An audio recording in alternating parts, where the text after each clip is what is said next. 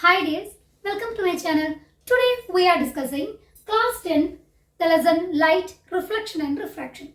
In part A we have discussed reflection. In part B we are discussing refraction of light. What are the things we are discussing? We are having a quick review. See, refraction of light. First one. Then we will discuss about the laws of refraction. Then about the lateral displacement. Then the types of lenses, convex lens and concave lens, and then new Cartesian convention. All these we are discussing in this chapter. Come, let's go inside the class. First one is refraction. What is this refraction? We know that the sun's light is traveling a large distance to reach Earth. There is a space where there is no air at all, right? So the speed of the light is maximum over there. That is 3 into 10 raised to 8 meter per second is the speed of the light over there. Then when it enters in the air, the speed will be decreasing because the particles are there in the air which will not allow the light to pass through so quickly. So the speed of the light will be reducing. At the same time, the path also will be deviating. What is this refraction? Refraction is the change in the path of the light when the light enters from, ray of light enters from one medium to another. Is it clear? When the light is entering from a medium to another medium, the path of the light will be deviated. This is called what, ma? Refraction. We can see this refraction when we are putting a scale inside a glass having some water. We can see the scale, some part of the scale is projected up. Like that we will be able to see, right? Or to say, in a glass having some water, when we are putting a lemon over it, we can see the lemon is found to be or seen to be projected up than the normal. This is all because of the refraction of light. So, what is this refraction and what are the laws for refraction and what are the types of refraction we are going to see. Okay. So, as I told you, the change in the path of the light when it enters from one medium to another medium is refraction. So, the path of the light is deviated because the mediums are different. Rarer medium, denser medium, like that. For example, when a path of the light or a ray of light is entering from air to water, air is considered to be rarer medium and the water is considered to be denser medium. Why is it so? We have learned that in air, the particles are packed much more loosely. Loosely packed particles are there in air compared to water, isn't it? So, the speed of the light is much more greater compared to that of water. That's why the air is considered to be rarer medium while the water is considered to be denser medium. So, when a ray of light is entering from a rarer medium to denser medium, what will happen we will see. See, this is surface. Consider this part as air and this as water. Okay. When the light, when the light is traveling, always we have to draw a normal. Means the perpendicular path of the light. The normal is the one which we are drawing perpendicularly to the surface. Okay. Then when the ray of light is traveling from the air to the water, it will be deflected or it will be refracted in this manner. Here, the angle of incidence is I. When we are drawing an angle with the ray of light incidenting and with the normal, this is called I incidence, and this angle is called angle of incidence, angle I. And this is what, ma? Refraction, and the normal become R and the angle become angle R. Okay, this is a rule or this is a law. That is, when a beam of light is entering from a rarer medium to the denser medium, angle I will be always greater than angle R. Or we can say the light will be bending towards the normal when the light enters from a rarer medium to denser medium. Understood? when a ray of light is entering from a rarer medium to denser medium, it will be bending towards normal. So angle R will be smaller compared to that of angle I. Okay, this is a case. And the second case, when the light is entering from a denser medium to rarer medium, what will happen? Let's see. When the light is entering from a denser medium to rarer medium, this is the surface of separation, and this is consider this as water and this as air. Okay, so we are drawing a normal initially itself. This should be the normal. So what happens is the ray of light will be coming in this manner. So this become angle of incidence, angle I, and it will be moving in this manner, and this is angle R. Okay, what you are understanding? When the ray of light is entering from a denser medium to rarer medium, the angle I will be less compared to angle R. That means the ray of light will be deviated away from the normal. Denser to rarer, the ray of light will be deviated, refracted away from the normal, and from rarer to denser, the ray of light will be refracted towards the normal. Okay, this is the second case. And the third case is when the ray of light is entering, there will be no change.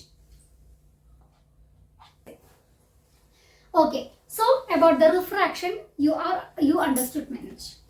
Now we are going to see what is this refractive index. When we are saying about the refraction, we have to say about the refractive index. What is this refractive index? Refractive index is the ratio of the speed of the light when it enters in from one medium to another. Okay, in one medium it is traveling in some speed, and when it is entering in another medium, it will be traveling in some other speed. So the ratio of this is called what, ma? Refractive index. Understood? The ratio of speed of light in a given pair of medium. Okay, this is refractive index, and it is represented by N is equal to V1 by V2. What do you mean by this V1 and V2? V1 is the speed of the light in a particular medium divided by speed of light in the next medium. Whether it is rarer or denser depends on that. The refractive index also will be changed. Okay, ma? Okay. What is this absolute refractive index? Now the second case is absolute refractive index. What is that? Absolute refractive index is the refractive index of the light in a particular medium compared to the speed of the light in vacuum. Okay, the speed of the light in vacuum, and it is the ratio of the speed of the light in vacuum and that in a particular medium. It can be air, it can be water, or it can be a solid like glass, like that. Because the glass is also can be considered, because glass is a transparent medium, so that the ray of light can be passed through it. So let's see whether what is absolute refractive index. It is the ratio of that. Okay. Now we are moving to see the laws of refraction. What are the laws of refraction? There are two main laws for the refraction. First one is very simple. That is, when a refraction is happening, we have to note that the incident ray and the refracted ray and the normal all should lie in same plane. Then only the refraction will be proper. Okay. For the refraction, the angle of incidence or the incident ray, refracted ray and the normal all should be in same plane. The second law states that the ratio of sign of incidence and sign of refraction will be constant for a pair of medium. What do you mean by that? See, surface and a normal, and I consider this as air and this as water. Okay, ma? When the ray of light is incidenting like this, I, and it is moving in this manner, R. Okay, if we are seeing sin I by sin R, we will get a constant. Let it be 2. Okay. Then I am changing the angle of incidence. Here it was angle of incidence in this manner. Now I am changing the angle. As a flat I am doing. Okay. From some other angles I am making the angle of incidence. Okay. So the I value will be changing, right? And similarly the R value will also be changed. Then again sin I1 I consider it as I1 and consider it as R1. So sin I1 by sin R1 will be also equal to 2. Now I am again changing the angle as I2.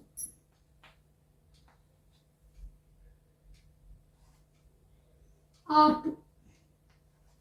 There also sin I2 by sin R2 will be also equal to 2. That's the case. Until the pair of medium is not changing. Did you get ma? Even though I am changing the angle of incidence, based on that angle of refraction also will be changed, and when we are dividing as sin I by sin R, we will get a constant and the constant remains same throughout until and otherwise the pair of medium is not changing.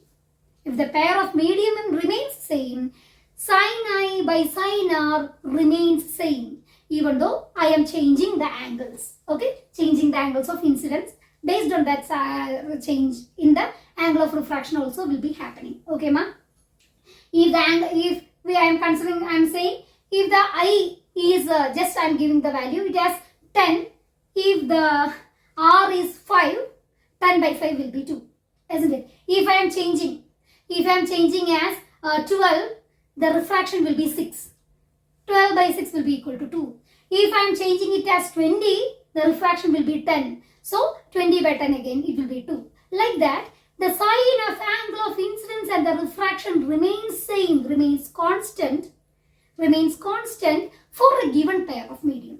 This is very important law and this is called Snell's law. This is called what, ma? Snell's law. Okay. These are the two laws. Dears, now we are going to see yet another important topic, that is lateral displacement. What is this lateral displacement? We are considering a glass slab. Okay. We are considering a beam of light which is entering from air into the glass slab. Okay. Here already we should have an idea. That is, air is rarer or denser medium compared to glass slab. Air is a rarer medium. Then the ray of light is entering into the glass slab. Glass slab is denser medium. Alright. Then what happens to the light? The beam of light from the glass slab will be moving out. So it is moving from the denser medium again to the rarer medium. Okay, so two cases are happening. Let's see what is the change happening over there, and we are going to see lateral displacement over there. Okay, see a ray of light. Okay, a ray of light from air is entering. When we are drawing a ray of light, quickly we should draw a normal. Then only it will be easy for us and others to understand that you are knowing the things clearly. Okay, the ray of light is, so what is this, ma? Incident ray, isn't it? This is angle I. Okay, then what happens? Then when it enters into the glass slab, it will be refracted, and the angle of refraction will be what, ma? Towards the normal, because it is the denser medium. So the angle of refraction is lesser compared to the angle of incidence. Okay, rarer to denser medium. So this is angle R. Okay, let it be angle R is there. And it is towards the normal. So the light is now traveled through this glass slab to the end. Then what is it happening? It is again emerging out. This is emergence ray. It is moving away from normal, right? From denser to rarer medium, the ray of light is moving away from the normal. So this is again moving away from the normal. So this in the air, the ray of light in the air, and this ray of light in the air. So this and this will be parallel to each other. Okay. Then if we are seeing, if the glass slab is not there, how would the light travel? the light may have traveled in through this way, isn't it, ma?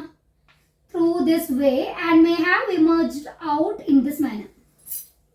Understood? If the glass slab is not there, what happened? The ray of light may have traveled in the straight line and may have emerged out. Okay? Or may have gone in this manner. But as the glass slab is there and it is having some thickness and all, the ray of light bended and it is emerging out in this manner. Okay? By the way, we are able to understand one thing, that is, emerged ray is parallel to this ray, isn't it? The emerged ray is parallel to the incident ray. But because of the speciality that the glass slab is there, it has been displaced to a little extent. It has been moved away or displaced. So, how much is the displacement? This much displacement has been happened to the light ray because of the presence of what? Presence of this glass slab. So, this is lateral displacement.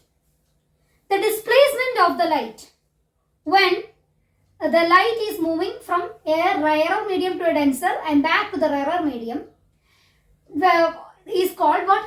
Lateral displacement. Okay. So, this is lateral displacement. So, what all things it depends on? Okay, it depends on the thickness of the glass slab. If the glass slab is more and more thicker, what will happen? The lateral displacement also may be increased. If the glass slab is more and more thickened, lateral displacement may be increased. Second one, it depends on the angle of incidence. If the angle of incidence is greater, the lateral displacement also get be greater. And the third one, it depends on the refractive index of the glass slab. If the refractive index of the glass slab is higher, what will happen?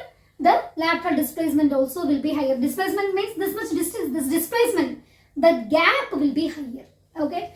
Then the fourth one is wavelength of the light. As we know, the sun's light is having 7 colors, isn't it?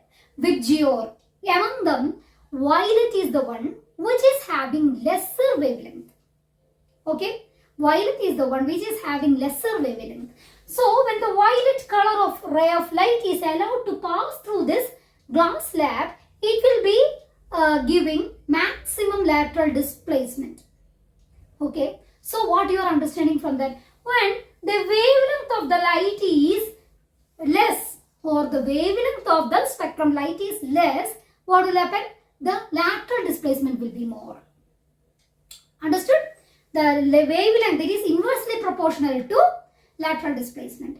If the wavelength is less for the light, the lateral displacement will be more. So these are the factors which the lateral displacement depends on. Okay, ma? These four. Because it is very important topic, lateral displacement. You should understand it clearly. Now we are moving for the lens. What is this lens? Lens is a transparent medium which is bounded by two surfaces of which both of them are spheres. It's a transparent medium bounded by two surfaces of which one or both are spheres is called what, ma? Lenses. So, the lenses are of two types, convex lens and concave lens. So, convex lens is like this, while the concave lens is like this, isn't it? First and important question, from where these shapes are coming? Isn't it? From where these shapes are coming? See, two spheres I am drawing. Two spheres. And they are joining in this area. This is what? This is convex lens. When the two spheres are bounded each other, are joined, this part we got. This is called what, ma? This is how the convex lens came from. From this part, this convex lens came. Okay. So, what is the specialties of this convex lens? Convex lens is having thickness in the middle and thinness in the two ends, borders. And this lens is a converging lens. What do you mean by this converging lens? It will converge the beam of light to a particular spot. So, this is called converging lens. Okay. So, in the same manner should have an idea about the concave lens. How this concave lens came? Two spheres kanna. Initially, I am drawing a cylinder. Something like a cylinder. And then I am drawing two spheres.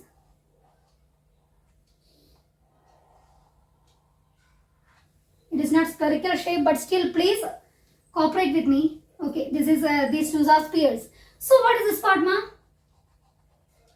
This forms concave lens. This forms what, ma? Concave lens. This is the shape of this concave lens. Which shape, ma? This shape. This will be able to be removed and this is removed.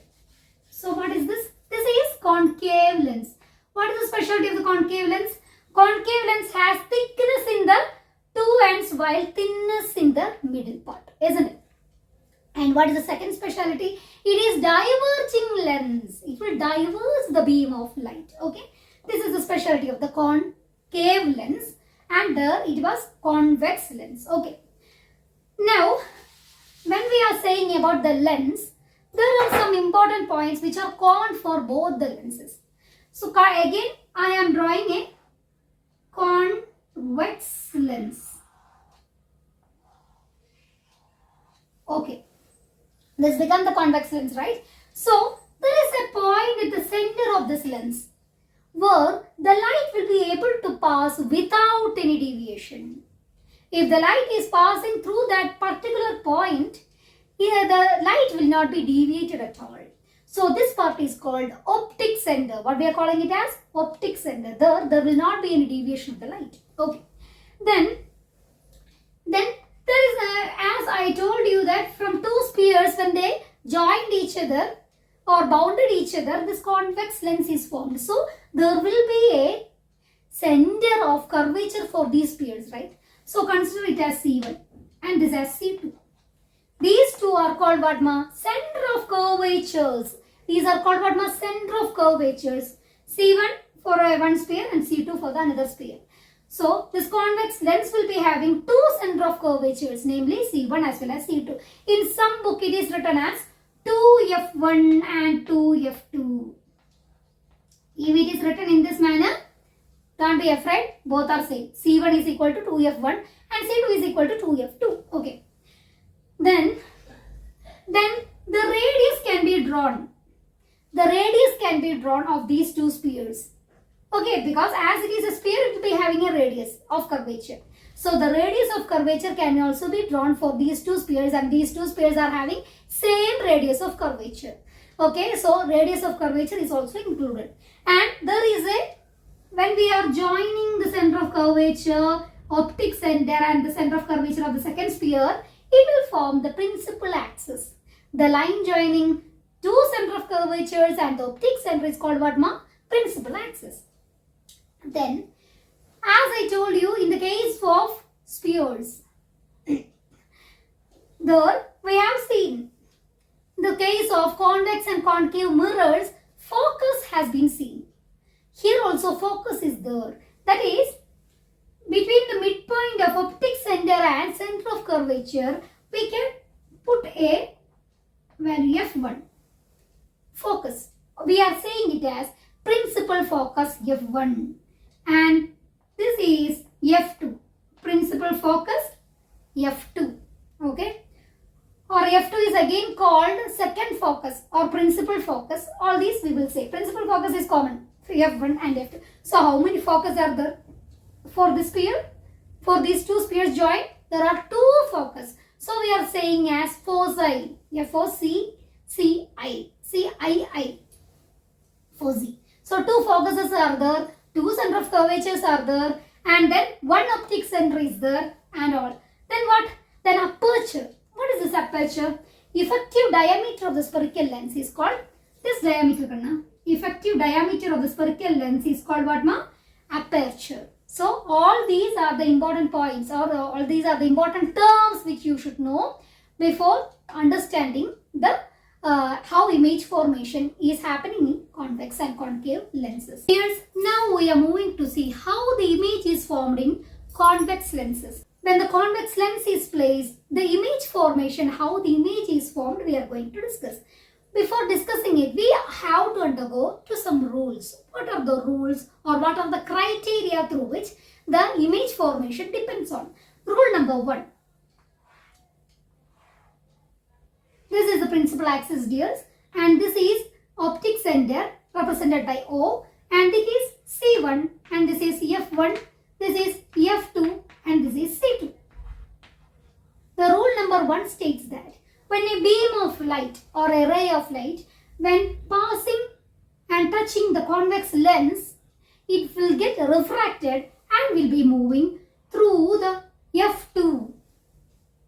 The ray of light parallel to the principal axis after refraction will be passing through the F2 or the focus, second focus. This is the first rule. Okay, so what is the second rule? Second rule is, again, convex lens, F1, C1, F2, C2. When a beam of light which is passing through the F1, when it touches the convex lens, what will happen? It will be refracted and it will be passing parallel to the principal axis. Okay, the beam of light when passing through the F1 after refraction will be parallel to the principal axis. This is the second law. And we are moving for the third law. What is the third law?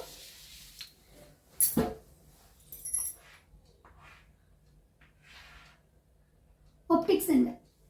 Any beam of light which is passing through the optic center will be moving without any deviation is the third law. If any beam of light which is passing through the optic center, there will not be refraction for that beam of light and it will be traveling straight. This is what ma? This is third law. Okay. These are the three rules or three laws. Okay. Based on these laws or rules, the image formation can be seen in convex lenses. Now we are moving to see the image formation in the convex lens. Okay. There are many cases, dears. Case 1.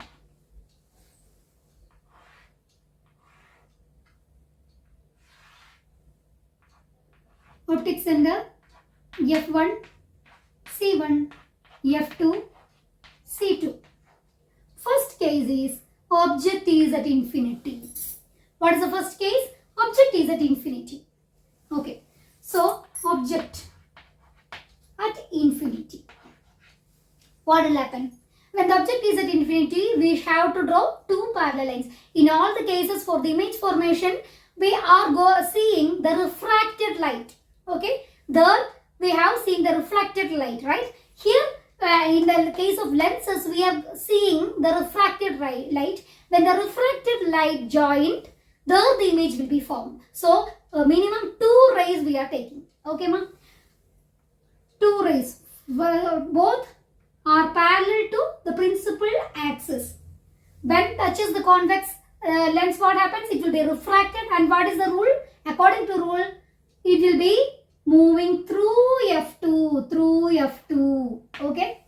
And this is the point. So, image is formed or not? Image is formed. And how is the image? The image will be real and inverted and the image will be pointed.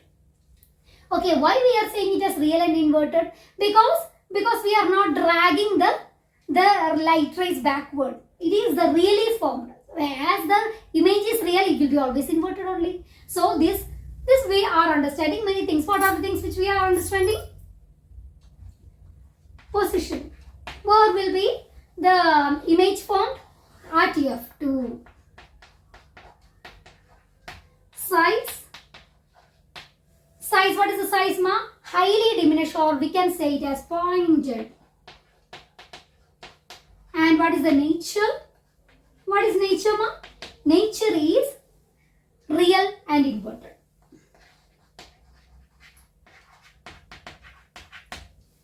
Okay, did you get, ma? This is the case 1, object at infinity. And the case 2. Case 2. What is the case 2? Again, convex lens I am drawing.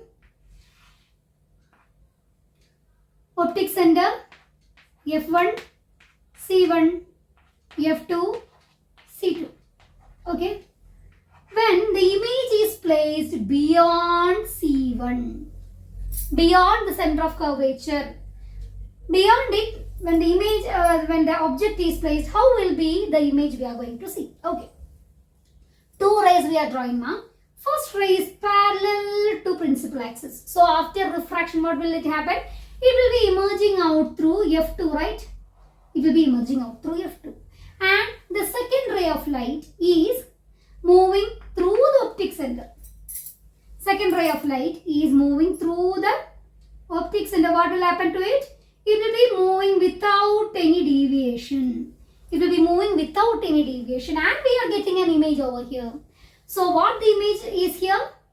Image is seen in between F2 and C2, and the image is diminished, smaller in size than that of the object, and the image is real and inverted.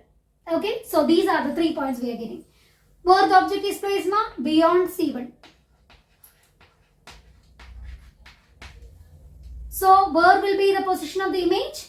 Image between where my F2 and C2. In some books, it will be given as C2 instead of C2. It will be 2F2. That also is correct, Karna. And the size will be diminished or smaller in size. And what is the nature of the image? Image is real and inverted. Did you get, ma? This is case 2. Can we move for case 3? Okay, case 3.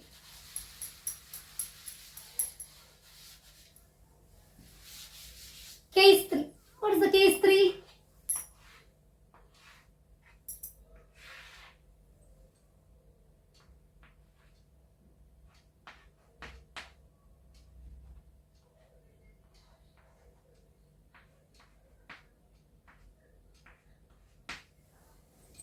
See, we are moving to see the case 3. Here what the thing is, I am keeping the object above center of curvature, C1. I am keeping the object above C1. So, how the image is formed, we are going to discuss. Okay, 2 rays again, ma. 1 ray parallel to the principal axis. After refraction, it will be touching F2 and will be moving. Okay, and the second ray passing through the optic center without any deviation. Then what happens? Where the image is formed, image will be formed. Yes, image will be formed over here. What is this point? This is C2. C2. So, when the object is placed at C1, we are getting image at C2. And how is the image? Image is as of the same size as that of the object. And the third case is image is real and inverted. Okay? Shall we write? Object at C1. What is the position of the image? At C2. And what is the size of the image? Same as that of object. And how, then what is the nature of the image? Image is real and inverted. Did you get it? Okay, this is the case 3. Now moving for the next case.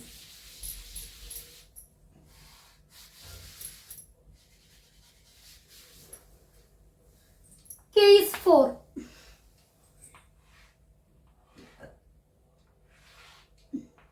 Optic center F1, C1, F2, C2. See what is happening.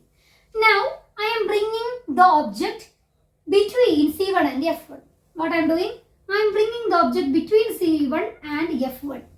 Object is in between F1 and C1. See how the image is formed. Again we are drawing 2 rays. One ray is parallel to the principal axis. It will be after refraction, it will be touching F2 and moving away. And the second ray which is parallel to, which is moving through optic center, what will happen to it? Touching the optic center and it will be moving like this. And there the image is formed beyond C2. Where the image is formed? Beyond C2, and the image will be so big. Okay, the image will be so magnified. So can we say where the object is? Between F1. What is the position of the image? Image is beyond C2. And what is the size? Size is magnified or so big. And what is the nature of the image? Real and inverted. Okay, this is the case 5. This is the case 4. And now I am going to case 5.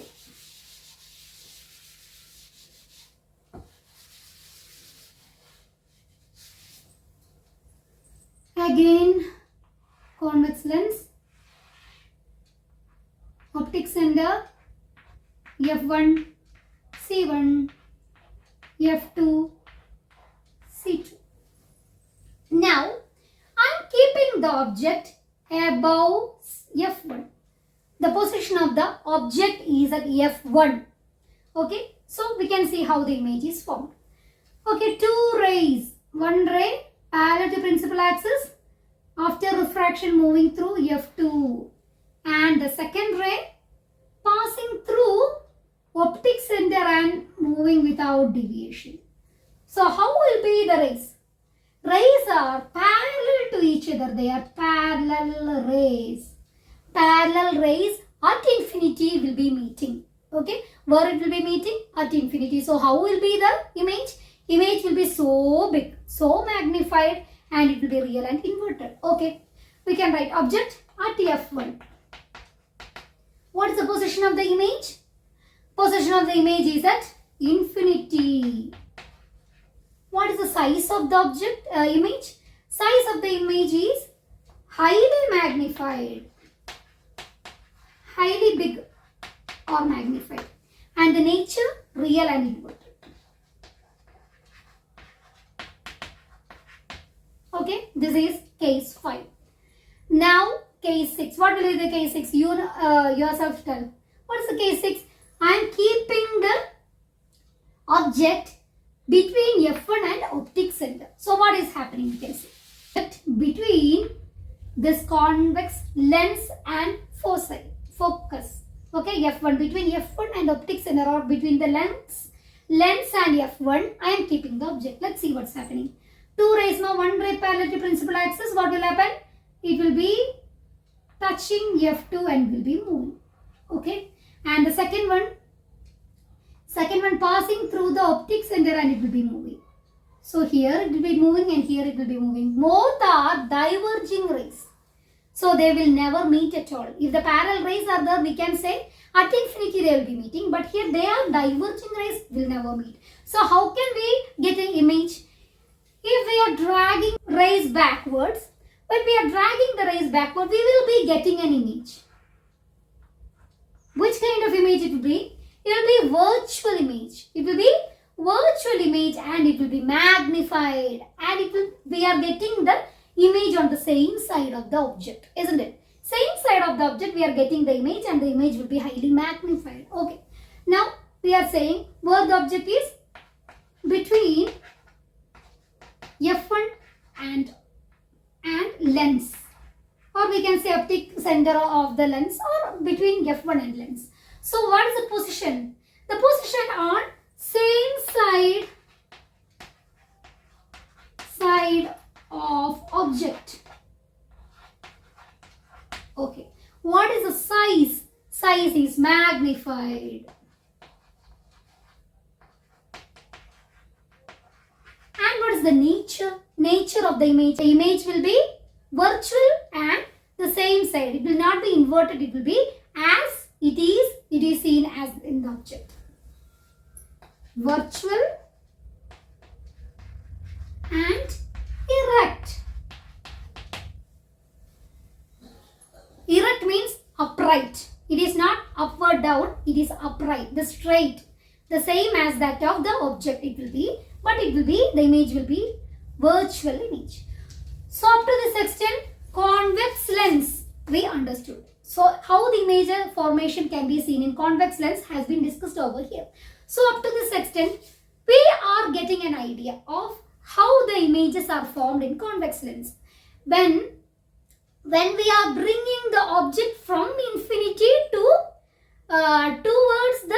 towards the lens, what happens? We are getting the image real and inverted from diminished form to a magnified form. Okay, as we are bringing the object closer and closer to the lens, what happens, ma? We are getting real, inverted and magnified images. Okay, and then the last case, what was the last case? When I am bringing the object so close to the lens, what happens? We are getting magnified and real, virtual and erect image on the same side of what? Object. So is there any help? Is there any help of this convex lens? Really? Much more help is there. In microscope, we are using which kind of lens, ma? Convex lens. Then only we will get the magnified image of the object. Okay. Then in magnifying glasses, there are many magnifying glasses. Right? When we are seeing through the magnifying glasses, the things will be much more bigger in size. Right? There also convex lens is used. And for curing hypermetropia, we are using which kind of lens, ma? Convex lens we are using. Okay, these are the uses of this convex lenses. Dears, now we are moving to see how the image is formed in the case of concave lenses. Okay, convex lens we have seen. Now we are moving to see the concave lenses. So before that, we should go through the rules for that. Rule number 1. When a beam of light is passing parallel to the principal axis, when it enters into the concave lens, what happens? It will be refracted, right? The refracted beam of light will be diverging. What is the concave lens speciality? It will be a diverging beam of light. This diverging beam of light appears to meet at focus on the same side of the lens. Did you get it? I will draw, then it will be easy for you to understand. See, this is the optic center, this is F1 and this is C1. This is F2 and this will be C2, like that it will be moving. And when a ray of light is passing parallel to the principal axis, what will happen? Will it converge? No, it will be diverged away. It will diverge. But when we are dragging this ray of light, we can see it will be meeting in the focus F1. Okay, it will be meeting in the F1 on the same side of the lens. Okay, this is rule number 1. Okay, what is the rule number 2? The rule number 2 says that when a beam of light is passing through the focus, when a beam of light is passing through the focus, when it is after refraction, it will be passing parallel to the principal axis. Okay, the third rule is, what is the third rule? When a beam of light is passing through the optic center, it will be moving without any refraction. It will be moving without any refraction if it is passing through the optic center.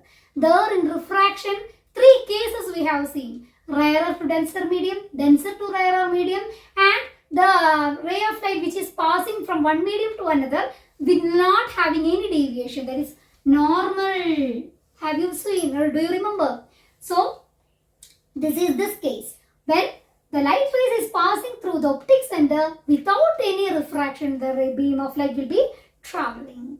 So, this is the third rule, optic center. Okay.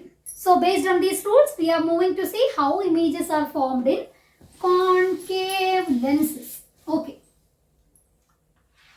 Again, I am drawing a concave lens, and here optic center F1 and this is C1, here F2 and this is C2 and this is moving like that.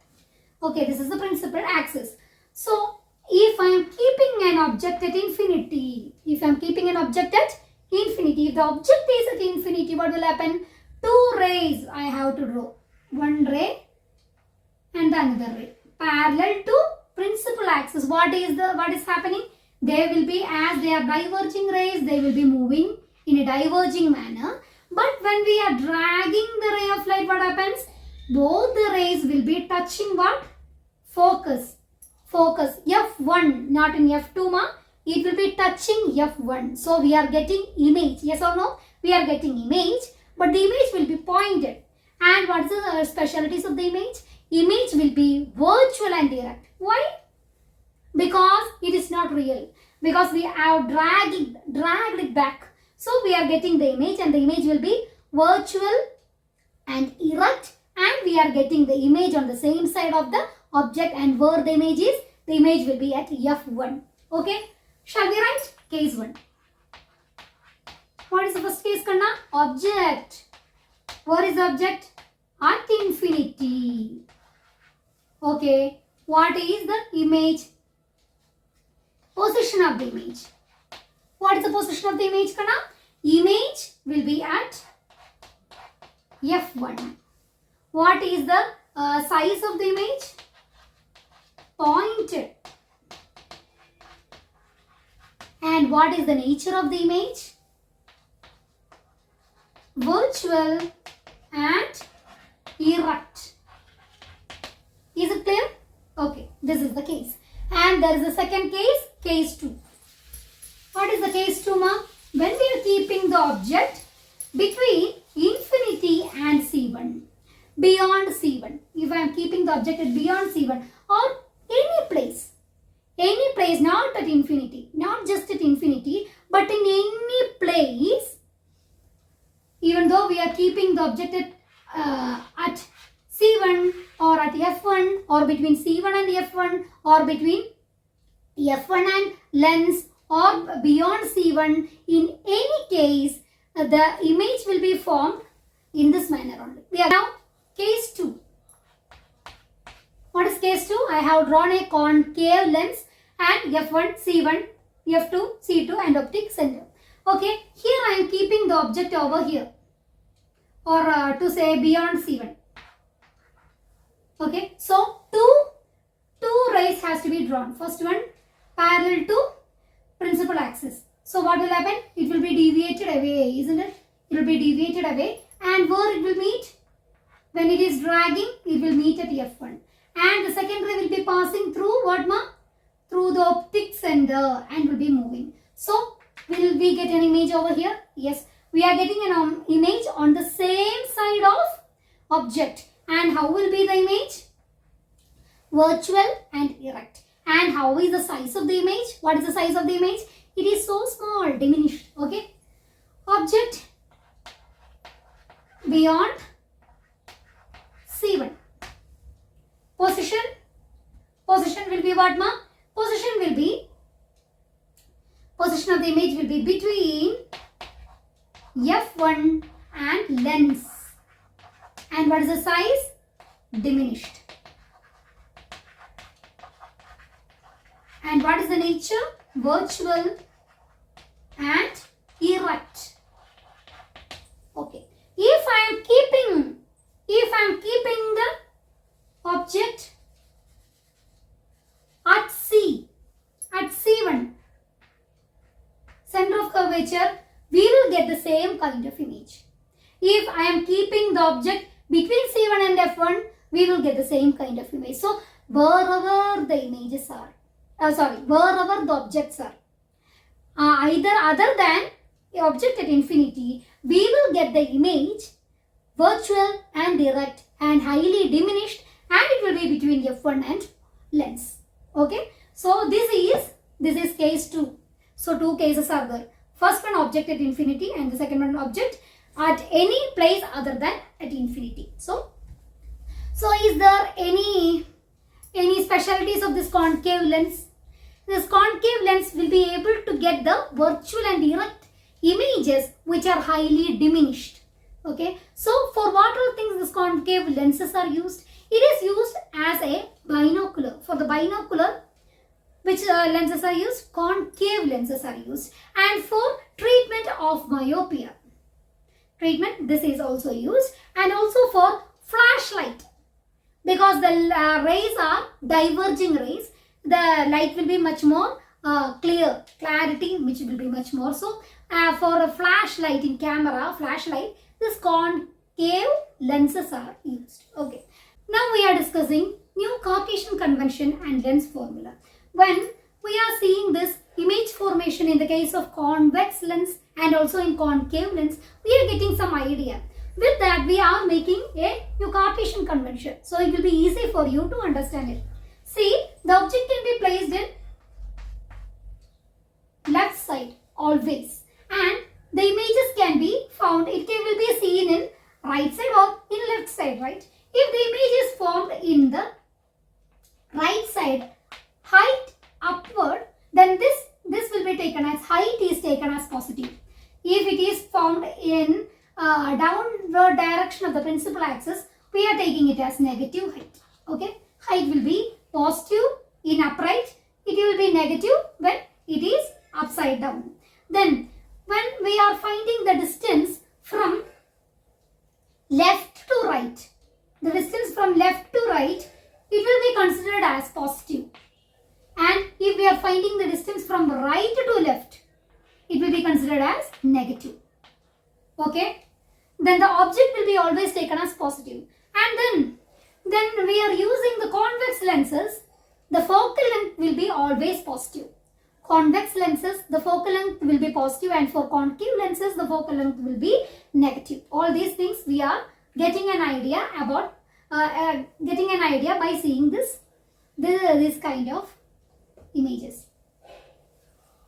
Right. Now the important term is lens formula. What is lens formula?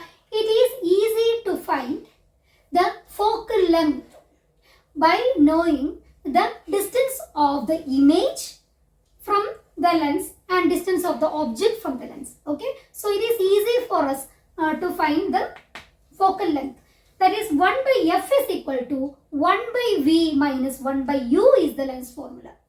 What is the v represents, what is u represents, what is f represents? All things now. F is the focal length, v is the image distance, and u is the object distance. So what is the lens formula? Lens formula is 1 by f is equal to 1 by v minus 1 by u. Now we are moving to see the magnification of the image. Magnification, that's what ma? Height. Based on height we are finding the magnification. So what is this magnification? That is the height of the image divided by height of the object. That is, we can say in other words that magnification is the ratio of height of the image to the height of the object. So m is equal to h dash by h, where h dash is the height of the image and h is the height of the object. Okay. Then another important term is power of lens. What is this power? Power of lens. It is the reciprocal of the focal length. What is power, ma? Power of the lens is reciprocal of the focal length, and the unit, SI unit of power is diopter. What is that, ma? Diopter. D-I-O-P-T-R-E. Diopter. And what is this power?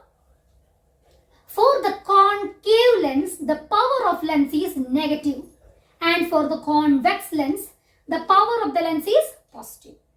Did you get, ma'am? For concave lens, power is negative, will be represented as negative, as well as focal length is also negative, and for convex lens, the power is positive and the focal length is also positive. Okay. Then we are going to the last term, that is combination of the powers. Power of combination of the lenses. What is this power of combination of the lenses? When we are adding the powers of the lenses, when we are adding the single powers of lenses, we will get the combination, the power of combination of lenses. That is capital P is equal to P1 plus P2 plus P3, like that. So P can be represented as 1 by F, isn't it? P is proportional to 1 by F. So total 1 by F is equal to 1 by F1 plus 1 by F2 plus 1 by F3, like that. So this is the combination of the power of combination of lenses. Okay. Up to this extent the things were there and we have completed the chapters. I think it is easy for you and you understood very well about reflection of light as well as refraction of light, about the concave and convex mirrors and concave and convex lenses. Okay. Now I am not leaving you. It's question time. Easy questions I am asking here. Rear view mirror is made of dash mirrors. Rear view glasses are made of dash mirrors is the first question. Rear view glasses. In the case of vehicles rear view glasses can be seen, it is made of which kind of mirror is the question. And the second is, among the colors of the spectrum, lateral displacement is least for dash color. Which color? Among the colors of the spectrum, in VIBGYOR I am asking, lateral displacement will be least for which color is the question. And the third is very easy. SI unit of power of lens is dash. SI unit of power of lens is dash. Okay, I am winding the class. Hope you understand. If you have not the part of the channel, please subscribe this channel and we can meet in the next class. Bye.